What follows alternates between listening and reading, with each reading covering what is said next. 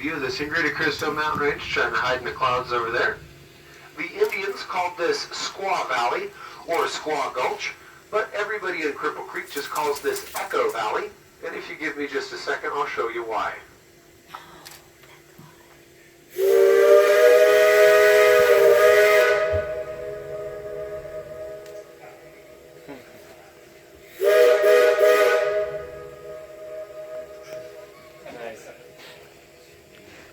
We're told that you can hear that echo from over 10 miles away.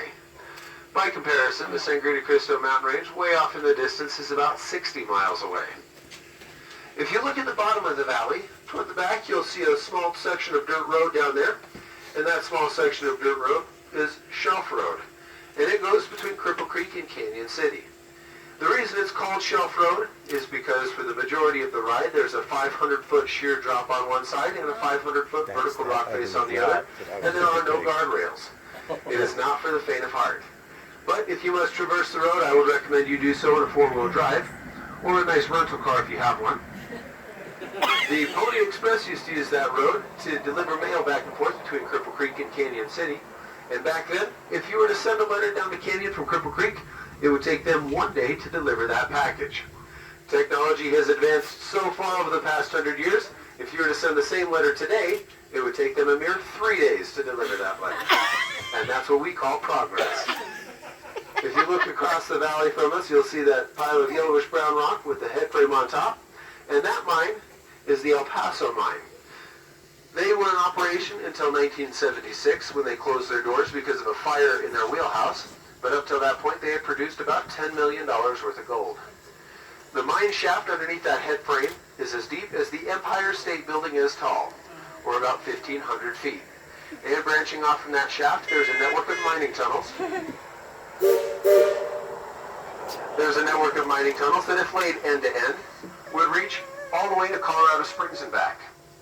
And if you were to take all 500 mines worth of mining tunnels and lay them all end to end in the Cripple Creek area, you would have enough to get to New York City and back, about 5 times. If you look up toward the front of the train, you'll see a large structure up there that looks like it's hanging on for dear life, and that is the Chicken Hawk No. 2 mine. That mine was known for being very hot. The miners in there had to experience temperatures north of 120 degrees. In order to vent out some of the heat, they tunneled into that hillside, and those tunnels later became known as hobo tunnels. The hobos in Cripple Creek would jump the evening train, and they would spend the night in those tunnels because they had an average year-round temperature of 80 degrees. And this section of highway beneath us right here, this is Highway 67. This section of road goes between Cripple Creek and Victor, and eventually goes all the way down to Florence. That road is built on the Florence and Cripple Creek railroad bed, and that railroad was the first one in Cripple Creek, built in 1891. That railroad was famous for being able to pay off its entire construction costs in the first 6 months of operation.